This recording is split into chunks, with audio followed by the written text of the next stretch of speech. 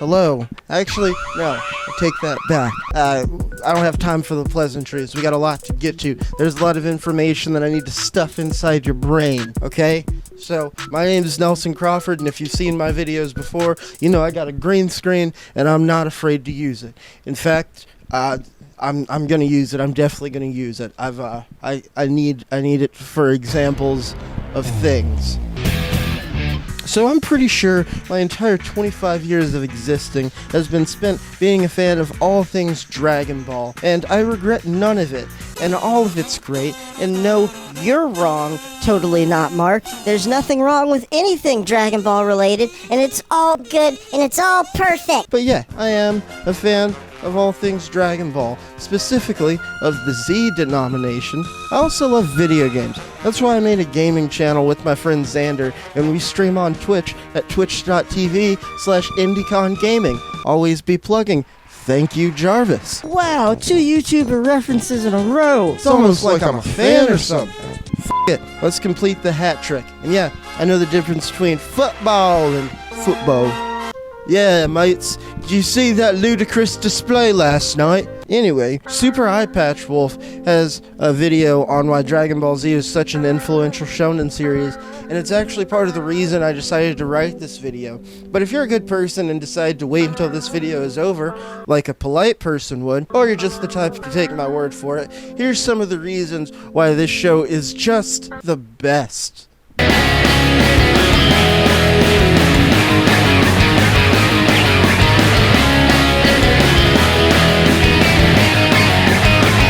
So if AMV's set to new metal didn't get you hooked enough, Tanami would fill your fat little young eyeballs with this. Whoa. So you'd be all like, I gotta see this. That guy's got a sword. I gotta get home weekdays at 5:30. And yes, I know you're wondering, I am including Dragon Ball GT because is a banger. It's a bop, okay? And I'm talking not about the American version, which was trash, and every time I heard it, it felt like a stranger was breaking into my house. I don't know that, man! I'm calling the police! And plus that show gave us Super Android 17. I mean, come on. Bet you wanna put a badge on that. Oh, he's so tall and weird looking. I love this series so much that I even have gone as far as getting all 7 Dragon Balls tattooed across my chest because of how much I love this series and how much of an influence it's had on my life. All that being said though, this video is about me addressing my problem with Dragon Ball Z, and it really all comes down to just one thing. There are too many Dragon Ball Z games and they need to stop, okay? There are too many games. There are too many. Look at all these. Look at all these games. This is too much. And you might be thinking, how can that be too many if you're a fan? Or, Nelson, stop reading my thoughts.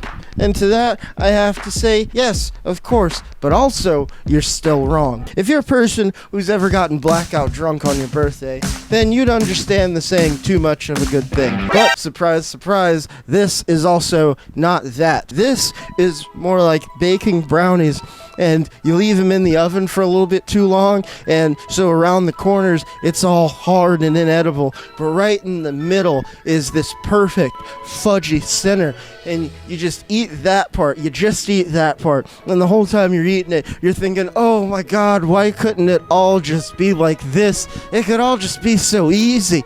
Oh my god. Because most of the Dragon Ball Z games that exist actually aren't that good, but then again, there are some that are just puckered good. So let's review and run down the history of Dragon Ball Z games from the first one all the way back in 1986, all the way to now in the worst year of the entire history of my life, 2020. And let's cover all 96 games in total, at least that I could find. So bear with me. I'm talking about a lot of games, okay? I'm covering a lot of ground here.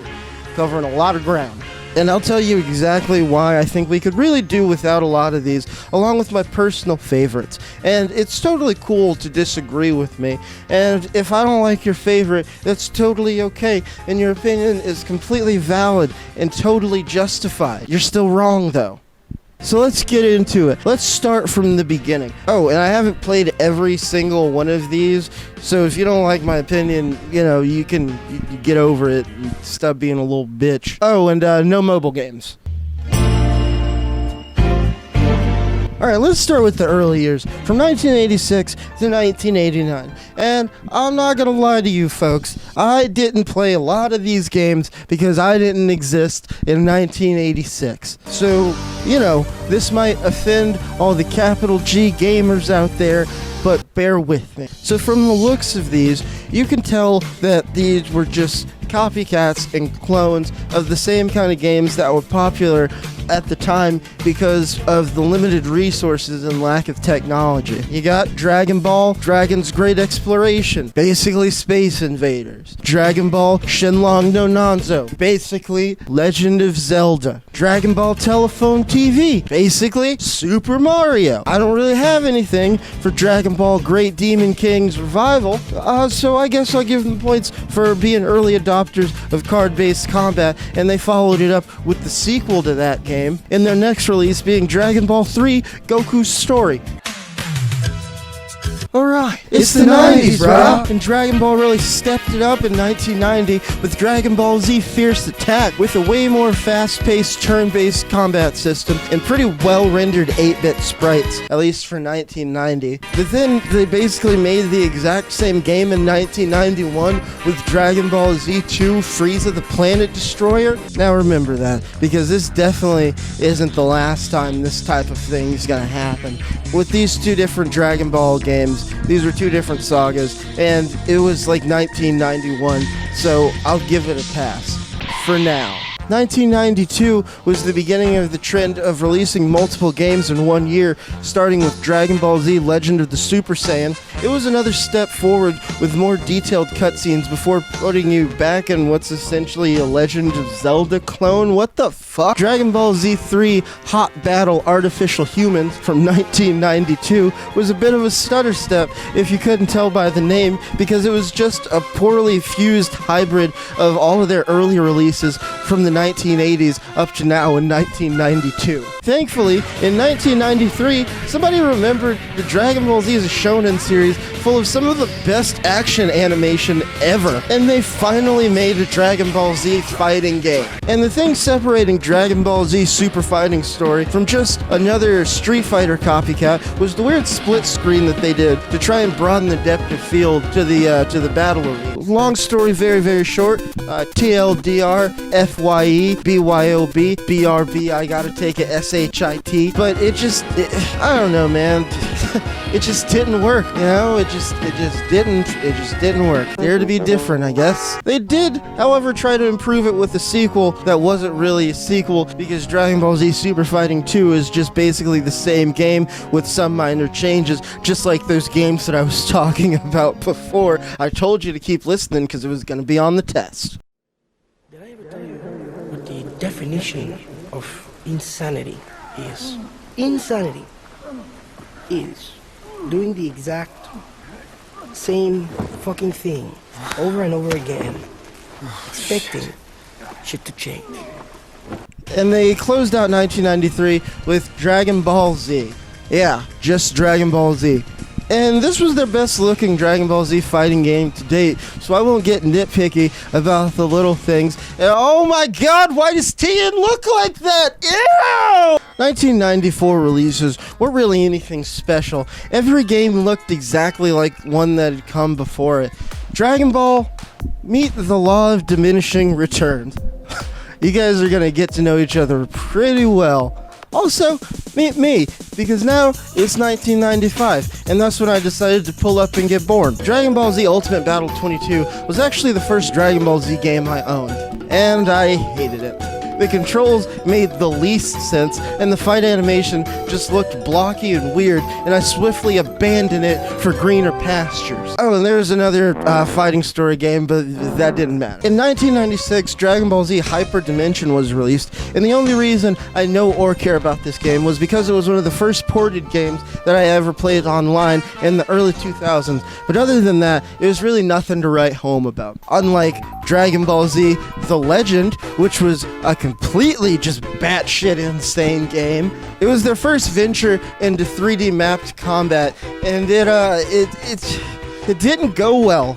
Oh my god, what is happening? 1997 would see the release of Dragon Ball GT Final Bout, and this polygonal young thing did so well that the developers decided to just hang it up for a while. Final Bout was somewhat of a swan song. It was the last Dragon Ball Z console release until the year 2002. Let that sink in.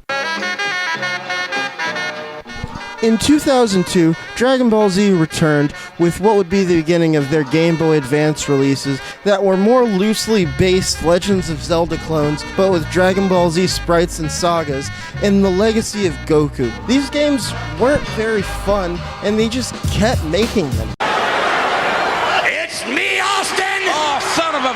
Budokai was it. This was the rock in which they would build their church, improving graphics, improving fight mechanics, adding characters, that fucking weird cursed fusion thing that would happen. All of these being things that gave mass appeal to Budokai 2 when it released. But if Full Metal Alchemist taught us anything, it's the... Wait a second, hold on. Wait. No. Everybody wait a second, okay? Because we gotta talk about these cursed fusions, because some of this stuff that happened was seriously messed up, okay? Super Boo absorbing, like, Cell and Frieza, that just looked fucking gross, okay? And then this Tien and Yamcha fusion, no matter how you look at it, is just straight up nightmare fuel. But to be fair, the Goku and Hercule fusions are pretty hilarious, and every time I see him, I do get a good chuckle out of looking at this big old goofball. Either way, I was never here. Back to the video. All right, Will. Don't even worry about it. But if Full Metal Alchemist taught us anything, it's the law of equivalent exchange. And by gaining two amazing Budokai games, we were force-fed the worst-looking Dragon Ball Z game in the history of ever with Dragon Ball Z Taiketsu. This game looks like 8-bit hate-fucked claymation. This game looks like how it feels to try and sneeze with your eyes open. Is this game having a seizure? You okay, buddy? You good? Ah, gross. Kill it with fire. Get it out. Take it and get it out of here. I don't want to get it out. This game is an exercise in time displacement. How did these two games, how were these two games made in the same year? The handheld disappointment would continue in 2004 with Dragon Ball Z Supersonic Warriors, and yes, I owned that game, and I know. I didn't like it either. It's one of the few mistakes I've made in my entire life. 2004 wasn't all bad though, because we eventually got Dragon Ball Z Budokai 3, and it's, in my opinion, one of the best fighting games of the Budokai series. I still play this game to this day. It's a fun game with a super cool semi-open world story mode that I always find enjoyable. So gold stars all across for all three Budokai games. Each one showed improvement and had something new to offer. And then, for some reason, Dragon Ball Sagas was released, and even though its combat style can be seen as a precursor to super popular sandbox brawler type games like Jump Force, this game was woefully bad. And if you liked it, that's fine. Just know it still sucks. And then all you little handheld little babies got a proper decent 8-bit beat 'em up out of Dragon Ball GT Transformation. I liked it. 7 out of 10. Moving on. Now here's where it gets weird, because then came Dragon Ball Z Budokai Tenkaichi, which seemed like the next evolution in the Budokai series of games, and then that was completely abandoned with Super Dragon Ball Z, which came out right after that in 2005, and it felt like things were just going backwards. Because then they released Dragon Ball Z Supersonic Warriors 2, and yes, I still bought it, and yes, I continue to regret it to this day. So, obviously, I was happy to see a return to form with Dragon Ball Z Tenkaichi 2, but that game lost all of its pomp and circumstance almost immediately, following Dragon Ball Z Shin Budokai Another Road and Dragon Ball Z Tenkaichi 3.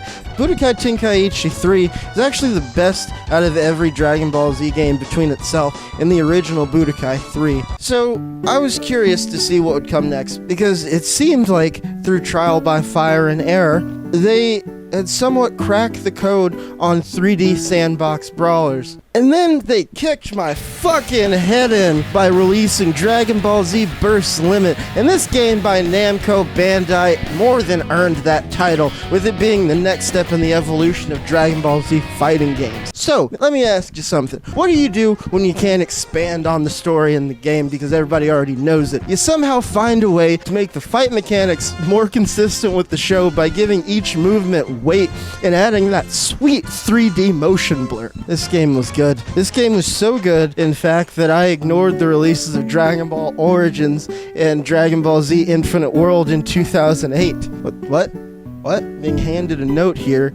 Dragon Ball Evolution had a game?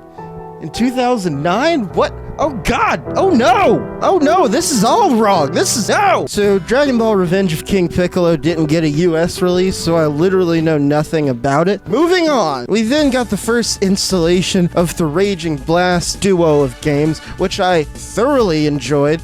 The first one way more than the second one, but sadly, my ex-girlfriend's dog chewed up my copy of the first Raging Blast game.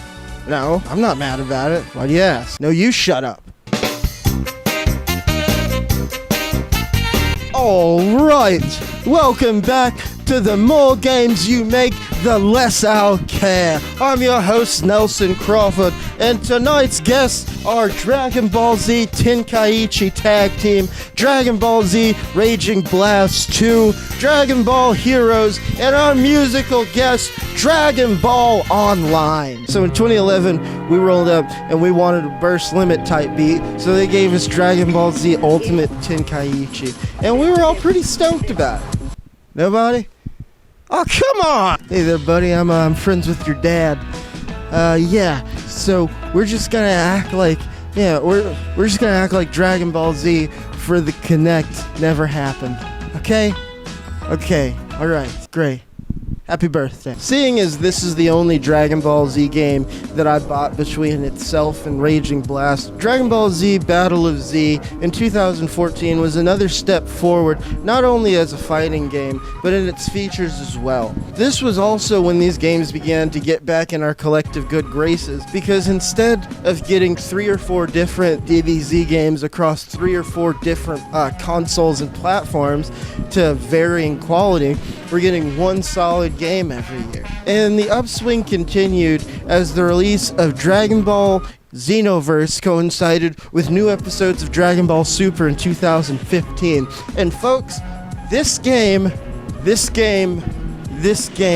is just beautiful. I love it. Ignoring the mistake that was Dragon Ball Fusion and the fact that Xenoverse 2 may have just been a glorified DLC, 2016 was not a bad year for Mr. Toriyama. In 2018, Dragon Ball FighterZ dropped, and I realized while I was actually writing this that this is what they were going for decades ago with the combat mapping and combo style that harkens back to arcade fighters like Marvel vs. Capcom, because it was made by the same developers as fucking Guilty Gears. And with the fusion of artistic mediums blending 2D and 3D, it comes together beautifully. Oh, and Android 21 got me out here simping. Super Dragon Ball Heroes World Mission isn't really a Dragon Ball Z game for its story, as much as it is a game that has Dragon Ball Z characters in it. And finally, Dragon Ball Z Kakarot dropped in 2020, And from what I've played so far, it's a completely competent game, and it looks amazing. So, yeah, Dragon Ball Z Kakarot, you could stay. Well, I guess 2020 wasn't that bad. Who am I kidding? It was terrible. Oh my goodness. Whew, that is a lot. That's a lot of games that I just mentioned. It's a lot of stuff that I just talked about. It's a lot of information I just tried to put in your brain. That's all of them, pretty much. I'm certain I missed some. If you can think of any that I missed, go ahead and leave them down in the comments. Yeah, thanks for watching. And I really appreciate it if you've made it this far in the video. This one seems like it's going to be kind of a long one. But yeah, I really appreciate it if you went and subscribed to my gaming channel, IndieCon Games, because me and Xander are over there working on a lot of stuff. We're putting out a lot of videos. I also want to thank Tempest Way for making the Dragon Ball Z game list and timeline that I was kind of using for reference while I was writing this review, so go check them out. I don't really know what I'm gonna do next, but I sure do hope you tune in to watch it. Anyway, I've been Nelson, and you'll see me next time.